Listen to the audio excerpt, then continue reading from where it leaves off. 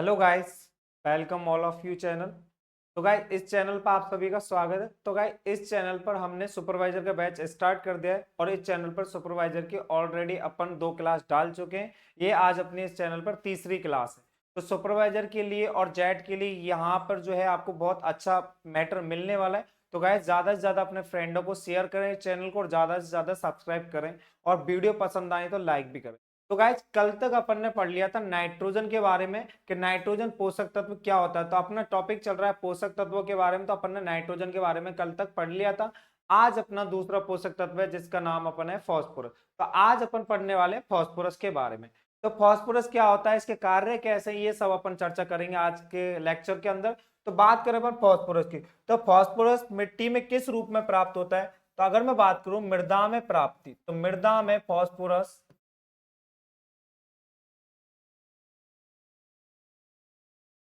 Apatite के रूप में प्राप्त होता है।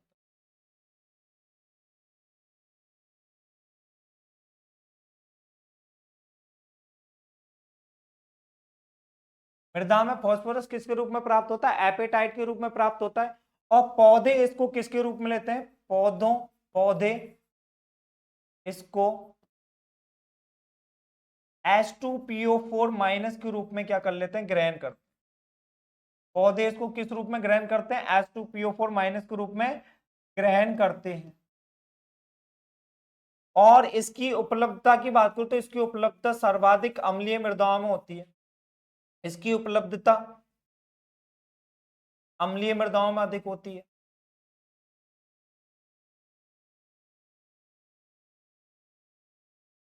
इसकी उपलब्धता अम्लीय मृदाओं में कैसी होती है, अधिक होती है। और इसकी उपलब्धता के लिए अगर मैं पीएच मान की बात करूं तो इसकी उपलब्धता के लिए पीएच मान होता है 6.5 से लेकर के 7.5। ये तो हो गई किसमें बात है, रेंज में। अगर आपको रेंज में ऑप्शन आए कि पीएच वैल्यू किस पीएच पर फास्फोरस जो है वो पौधे को प्राप्त होता है, तो 6.5 से लेके 7.5 पीएच पर पौधे को क्या होता है, प्राप्त होता है। लेकिन अगर आपको एक्चुअल पूछे तो एक्चुअल अपना 6.5 पीएच पर क्या होता है, ये पौधे को प्राप्त होता है। अब मैं इसके कार्यों की बात करूं तो फास्फोरस के क्या कार्य हैं उनके बारे। तो सबसे पहला कार्य आता है, ये जो फास्फोरस है ये किसके निर्माण में सहायक होता है, कोशिका विभाजन में सहायक होता है। किसमें सहायक होता है गाइज, कोशिका का विभाजन करने में सहायक होता है। मतलब कोशिका के विभाजन करने में कौन सा पोषक तत्व सहायक होता है, फास्फोरस सहायक होता है। और ये पौधे को अप्रत्यक्ष रूप से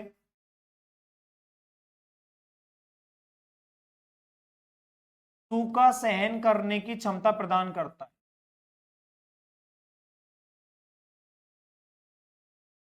फास्फोरस पौधे को अप्रत्यक्ष रूप से क्या करता है, सूखा सहन करने की क्षमता प्रदान करता है।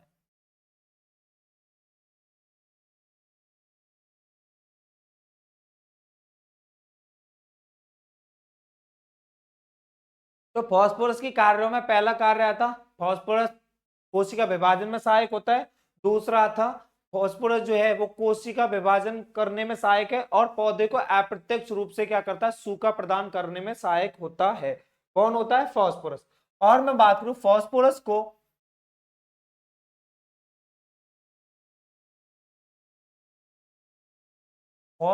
को पौधे की जीवन कुंजी, या मैं बात करूं तो इसको की ऑफ लाइफ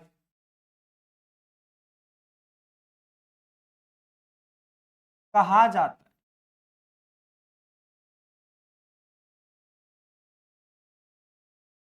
फास्फोरस को पौधे की जीवन कुंजी कहा जाता है। क्यों कहा जाता है, क्योंकि यह डीएनए तथा आरएनए के निर्माण में सहायक होता है। क्यों कहा जाता है, क्योंकि यह डीएनए तथा आरएनए के निर्माण में क्या होता है, सहायक होता है।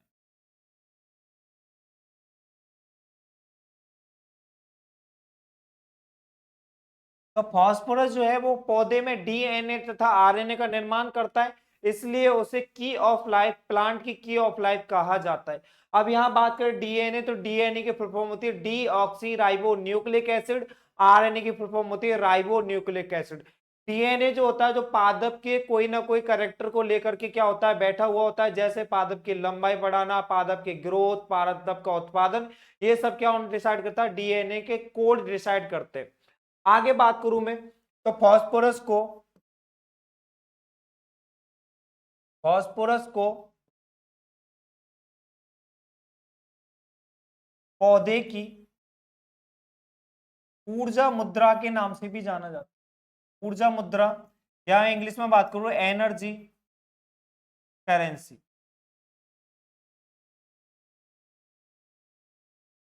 भी कहा जाता है।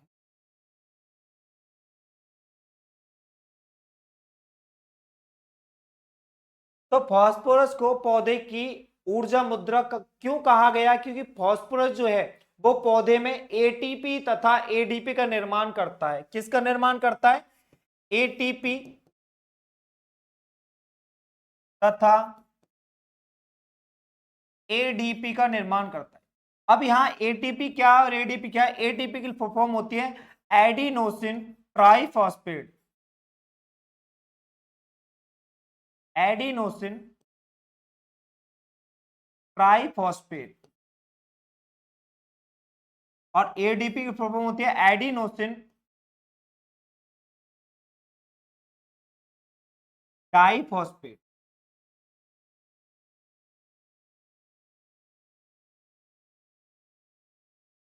तो यहां जो है इसको क्या कहा है, जीवन की मुद्रा कहा गया है, ऊर्जा मुद्रा के नाम से भी जाना जाता है पौधे की। तो क्यों जाना जाता है, क्योंकि फास्फोरस जो है वो एटीपी और एडीपी के निर्माण में क्या होता है, सहायक होता है। और एटीपी की फुल फॉर्म होती है एडिनोसिन ट्राइफॉस्फेट, एडीपी की फुल फॉर्म होती है एडिनोसिन डाइफॉस्फेट। अब ये कहां काम में आता है, जब पौधा अपना क्या करता है, रेस्पिरेशन, श्वसन करता है। पौधा क्या करता है, श्वसन करता है। तो पौधा अगर वायु की उपस्थिति में श्वसन करता है तो उसमें 2 एटीपी यूज आते हैं, लेकिन जब वायु की अनुपस्थिति में यूज करता है तो वहां पे 36 एटीपी यूज होते हैं। कितने एटीपी यूज होते हैं गाइस, 36 एटीपी यूज होते हैं। तो ये तो हो गए पौधे के कार्य, फास्फोरस के कार्य। फास्फोरस कोशिका विभाजन में सहायक होता है, पौधे को सूखा प्रदान करने के लिए सहनशील होता है, और इसको जीवन कुंजी भी कहा जाता है, और इसको किसके नाम से जाना जाता है, ऊर्जा मुद्रा के नाम से जाना जाता है। अब बात करें इसकी कमी के लक्षण, तो फास्फोरस की कमी के लक्षणों की बात करूं मैं, कमी के लक्षण। तो फास्फोरस की कमी के लक्षण कहां दिखाई देते हैं, पुरानी पत्तियों पर दिखाई देते हैं। इसकी कमी के लक्षण पुरानी पत्तियों पर दिखाई देते हैं।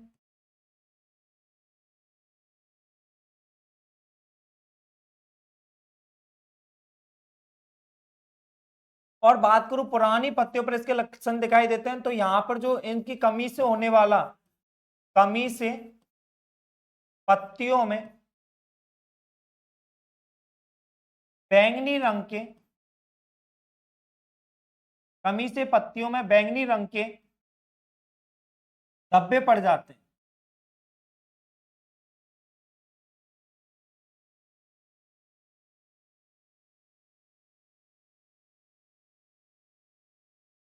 तो कमी के लक्षण पौधे की पुरानी पत्तियों पर दिखाई देते हैं, और फास्फोरस की कमी के कारण पौधे में पर्पल मतलब बैंगनी रंग के क्या हो जाते हैं, धब्बे पड़ जाते हैं। तो ये हो गए कमी के लक्षण। और फास्फोरस जो प्राप्य मात्रा है वो कहाँ पाई जाती है, जलमग्न वाले क्षेत्रों में फास्फोरस क्या होता है, अधिक पाया जाता है। तो यहां से अपने को एक पॉइंट ध्यान रखना है, जलमग्न वाले क्षेत्रों में फास्फोरस की अधिक उपलब्धता होती है। जलमग्न वाले क्षेत्रों में फास्फोरस की अधिक उपलब्धता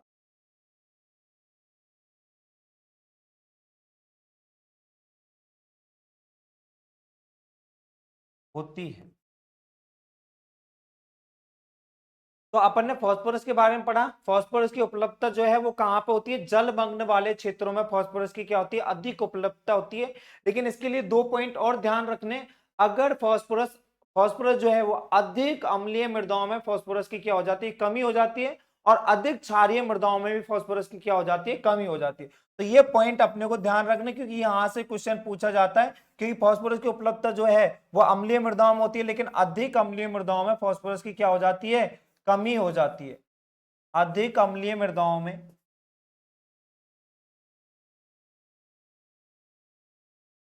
फास्फोरस की कमी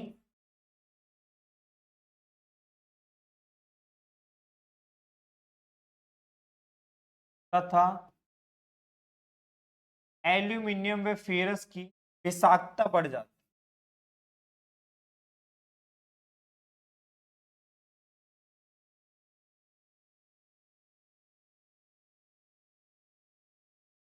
अब यहां से पॉइंट निकल के आया कि अधिक अम्लीय मृदाओं में फास्फोरस की क्या हो जाती है, कमी हो जाती है, लेकिन विषाक्तता किसकी बढ़ जाती है, एल्यूमिनियम और फेरस की वहां पर क्या होती है, विषाक्तता बढ़ जाती है।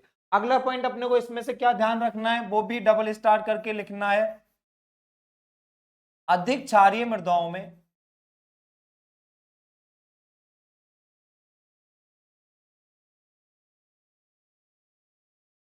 अधिक क्षारीय मृदाओं में फास्फोरस की कमी तथा कैल्शियम की विषाक्तता बढ़ जाती है।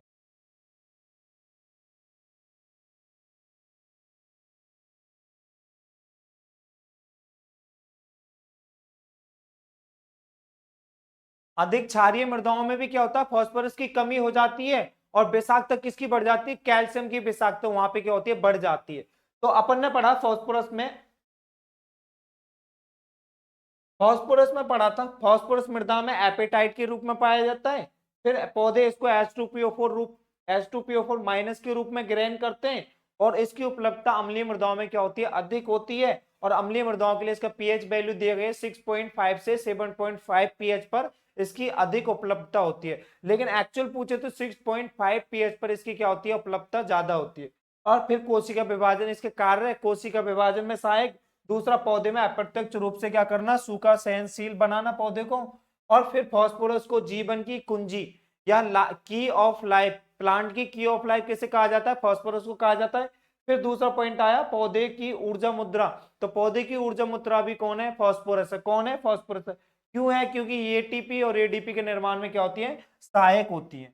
और फिर अपन ने पढ़ा था, इसके लिए कुछ पॉइंट पढ़े थे, जलमग्न वाले क्षेत्रों में फास्फोरस की क्या होती है, अधिक उपलब्धता बढ़ जाती है। और फिर अधिक अम्लीय मृदाओं में फास्फोरस की कमी हो जाती है और विषाक्तता किसकी बढ़ जाती है, एल्यूमिनियम और फेरस की। ये अपन ने अभी क्या है, इसके बारे में चर्चा की। अब अपना अगला पोषक तत्व के बारे में पढ़ता है और उस पोषक तत्व का नाम है पोटेशियम। कौन सा है अपना अगला पोषक तत्व, पोटेशियम। पोटेशियम को कैसे डू नोट करते हैं,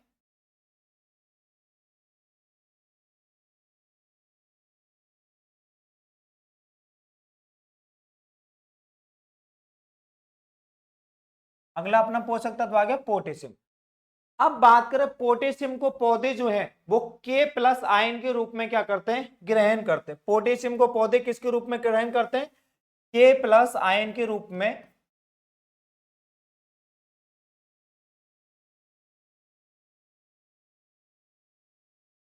ग्रहण करते हैं। कौन ग्रहण करता है, पौधे। पौधे पोटेशियम को के प्लस आयन के रूप में ग्रहण करते हैं। और इसका मृदा में स्रोत की बात करूं तो मृदा में इसका स्रोत होता है, वो होता है फेल्सपार तथा माइका। मृदा में स्रोत क्या होता है, फेल्सपार तथा माइका।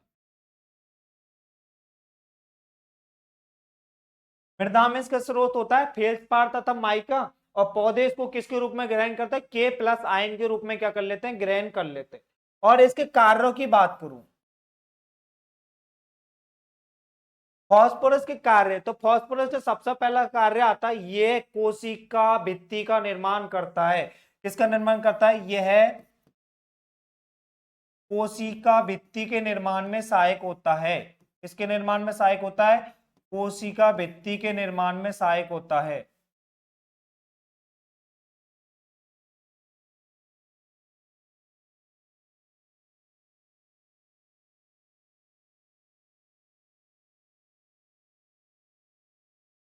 तो कोशिका भित्ति के निर्माण में सहायक कौन सा पोषक तत्व है, वो है पोटेशियम।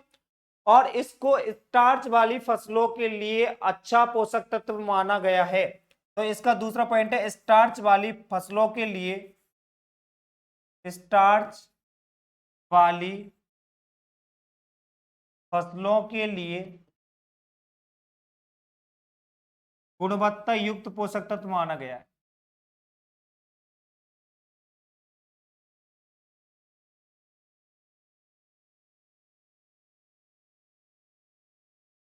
अब स्टार्च वाली फसलों में आता है आलू, गन्ना, तंबाकू। आलू, गन्ना, तंबाकू के लिए अच्छा उपयुक्त गुणवत्ता युक्त पोषक तत्व किसे माना गया है? पोटेशियम को माना गया है। अब पोटेशियम को क्यों माना गया है? पोटेशियम को इसलिए माना गया है कि पोटेशियम जो है वो फलों के रंग तथा रेशे वाली फसलों के रेशे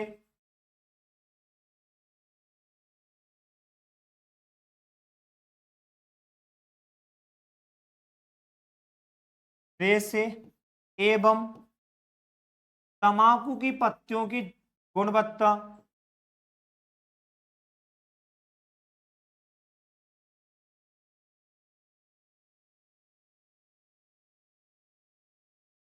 गुणवत्ता को सुधारता है।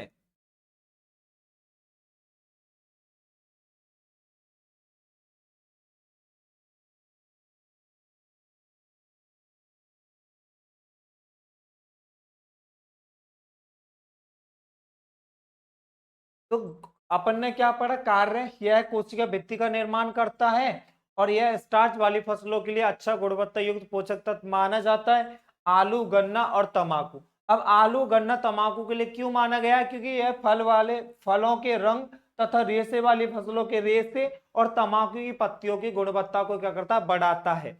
और मैं बात करूं तो इसका और कार्य जो है वो है कौन सा? इसे ट्रैफिक पुलिसमैन के नाम से भी जाना जाता है। इससे बहुत ही मोस्ट इंपॉर्टेंट है क्वेश्चन है, ट्रैफिक पुलिसमैन के नाम से भी जाना जाता है।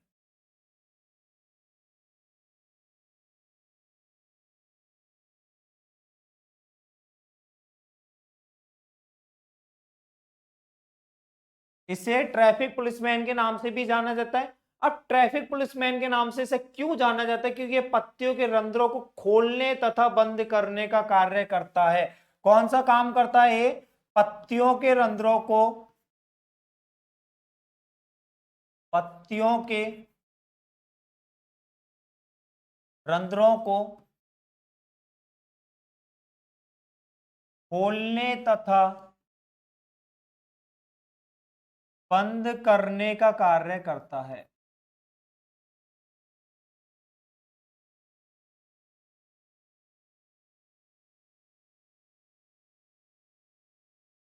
पत्तियों के रंध्रों को खोलने तथा बंद करने का कार्य करता है, इसलिए इस पोषक तत्व को किसके नाम से जाना जाता है? ट्रैफिक पुलिसमैन के नाम से जाना जाता है। तो ये सभी अपन ने क्या पढ़ लिए? इनके कार्य पढ़ लिए। तो इनका पहला कार्य अपन ने पढ़ा था, यह कोशिका भित्ति का निर्माण करता है। दूसरा, स्टार्च वाली फसलों के लिए क्या अच्छा गुणवत्ता युक्त पोषक तत्व माना गया है। और फलों के रंग, रेशे वाली फसलों के रेशे और तंबाकू की पत्तियों की क्या गुणवत्ता को क्या करता है? बढ़ाता है। फिर अपन ने इसके लिए अगला पॉइंट लिखा, यह ट्रैफिक पुलिसमैन का भी कार्य करता है, मतलब पत्तियों के रंध्रों को खोलने तथा बंद करने के लिए भी कार्य करता है। और इसका जो मोस्ट ऑफ इंपॉर्टेंट कार्य है वो क्या है? यह पौधों में प्रत्यक्ष रूप से सूखा सहन करने की क्षमता प्रदान करता है। यह पौधों में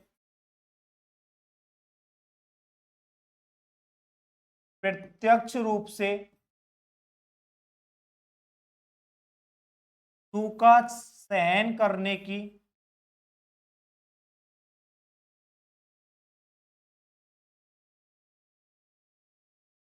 क्षमता प्रदान करता है।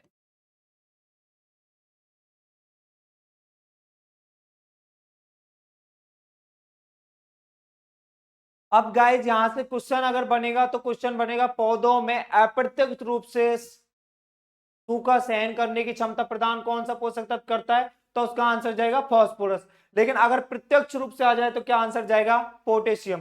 तो ये अपने को ध्यान रखना है। और इसके लिए मोस्ट ऑफ इंपोर्टेंट, पोटेशियम युक्त उर्वरकों का उपयोग, मतलब पोटेशियम युक्त उर्वरकों का निर्माण भारत में नहीं किया जाता है। इन्हें कनाडा से निर्यात किया जाता है, मतलब इन्हें कनाडा से निर्यात किया जाता है, इन्हें कनाडा से ही लेते हैं अपन। तो ये मोस्ट इंपॉर्टेंट क्वेश्चन है, पोटेशियम युक्त उर्वरकों का उपयोग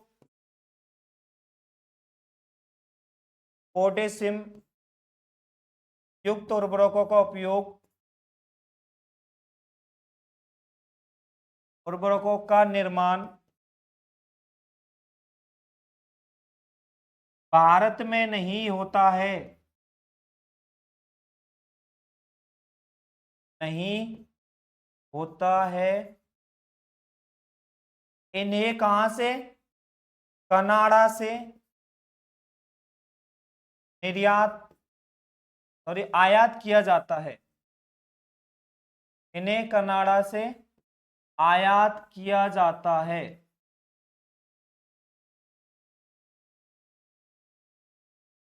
अब पोटेशियम युक्त उर्वरकों का उपयोग भारत में नहीं हो, मतलब उपयोग तो किया जाता है लेकिन इनका निर्माण भारत के अंदर नहीं किया जाता है।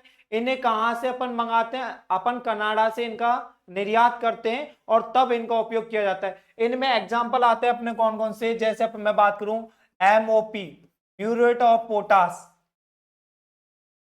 Muriate of potash. एक आता है SOP सल्फेट ऑफ पोटास। ये पोटेशियम युक्त उर्वरकों का उपयोग कहां, अपने भारत में करते हैं, म्यूरेट ऑफ पोटास और SOP सल्फेट ऑफ पोटास। इन उर्वरकों का उपयोग अपन फसलों में करते हैं।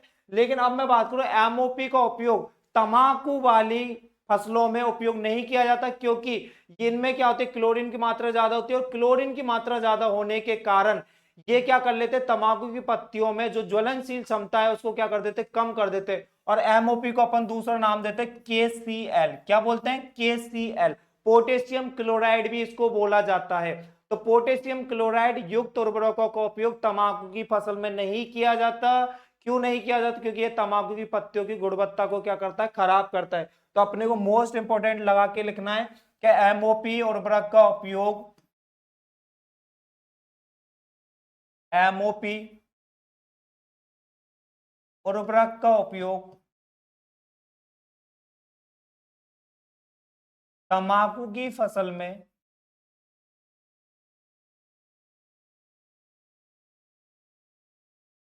नहीं किया जाता,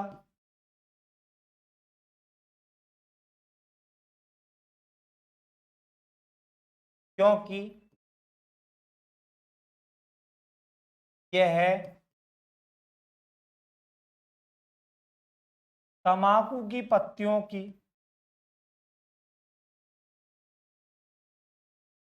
ज्वलन क्षमता को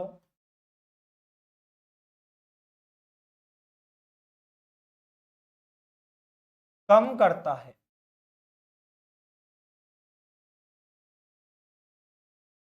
और MOP को KCl के नाम से भी जाना जाता है, पोटेशियम क्लोराइड के नाम से भी जाना जाता है।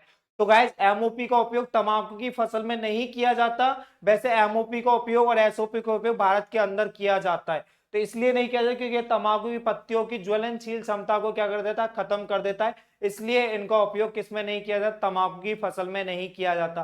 अब अपन अगला पोषक तत्व पढ़ेंगे अपना, वो है द्वितीयक पोषक तत्वों में पहला आएगा अपन कैल्शियम पढ़ेंगे। क्या पढ़ेंगे, तो अपन ना अगला टॉपिक है द्वितीयक पोषक तत्व। अपन ने प्राथमिक पोषक तत्व NPK के बारे में पढ़ लिया, अपना अगला टॉपिक आएगा द्वितीयक या गौण पोषक तत्व।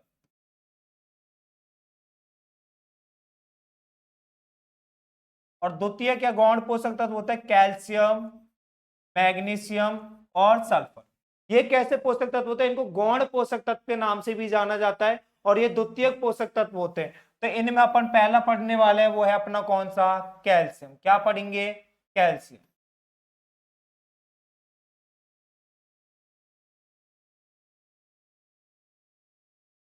तो कैल्शियम के बारे में पढ़ते हैं। तो कैल्शियम, कैल्शियम जो मृदा में पाया जाता है, मृदा में कैल्शियम का स्रोत, मृदा में कैल्शियम का स्रोत जो होता है वो किसके रूप में होता है, डोलोमाइट के रूप में होता है। किसके रूप में होता है, डोलोमाइट के रूप में, डोलोमाइट। और डोलोमाइट का फॉर्मूला होता है CaCO3.MgCO3, या मैं इसको बोलता हूं CaMgCO3 का होल ट्वाइस। तो डोलोमाइट का फॉर्मूला होता है CaCO3.MgCO3 या CaMgCO3 का होल ट्वाइस। ये किसका फॉर्मूला होता है, डोलोमाइट का फॉर्मूला होता है। अब ये पौधे को प्राप्त जो होता है, पौधे इसको पौधे इसको Ca+2 के रूप में क्या कर लेते हैं, प्राप्त करते हैं, Ca+2 के रूप में प्राप्त करते हैं।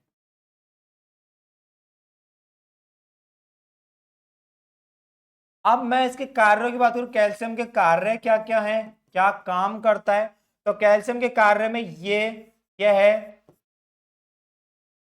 सीड्स भाग तथा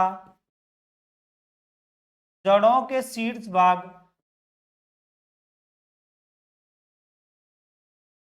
में वृद्धि करता है।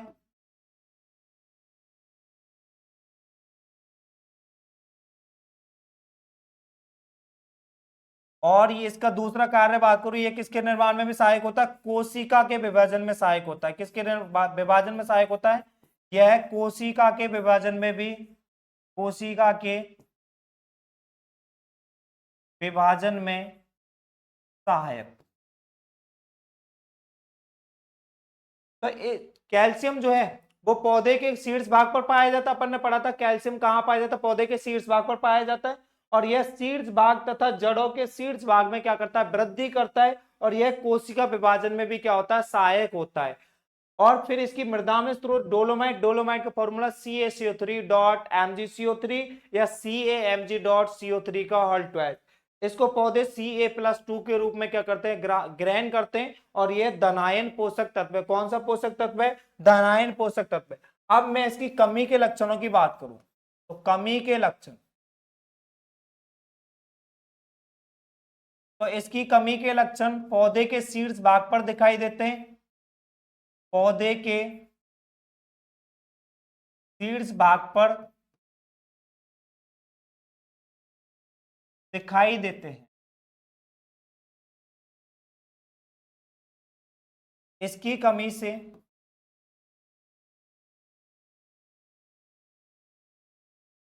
पौधे का शीर्ष भाग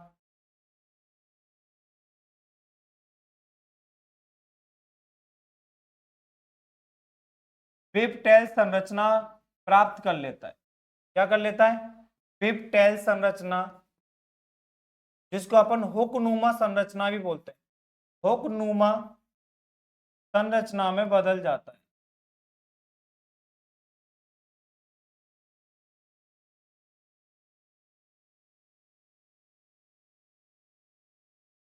और शीर्ष भाग मृत हो जाता है।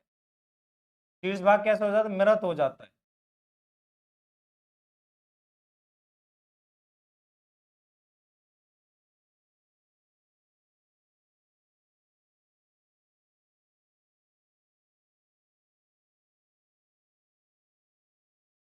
तो इसकी कमी के लक्षण शीर्ष भाग पर दिखाई देते हैं। और इसकी कमी के कारण जो शीर्ष भाग है वो कैसी बिपटेल संरचना बना लेता है। और बिपटेल संरचना को अपन बोलते हैं हुकनुमा संरचना।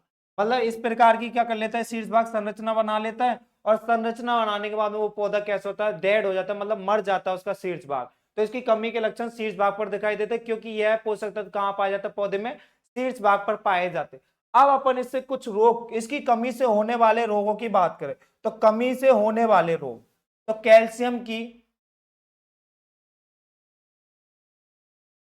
कमी से होने वाले रोग,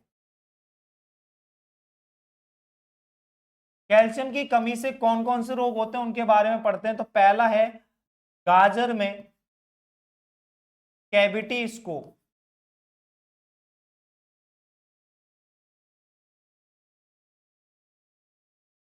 दूसरा होता है इसमें मूंगफली में पोपिंग, मूंगफली में पोपिंग।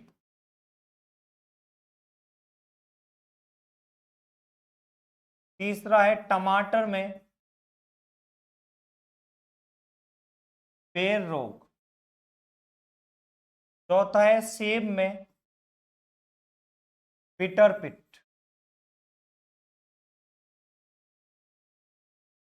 अब यहां से जो रोग होते हैं वो गाजर में कैविटी स्कोप, मतलब गाजर के ऊपर छोटे छोटे क्या होना, ब्राउन कलर के क्या पड़ना, धब्बे पड़ना, क्या कहलाता है, कैविटी स्कोप।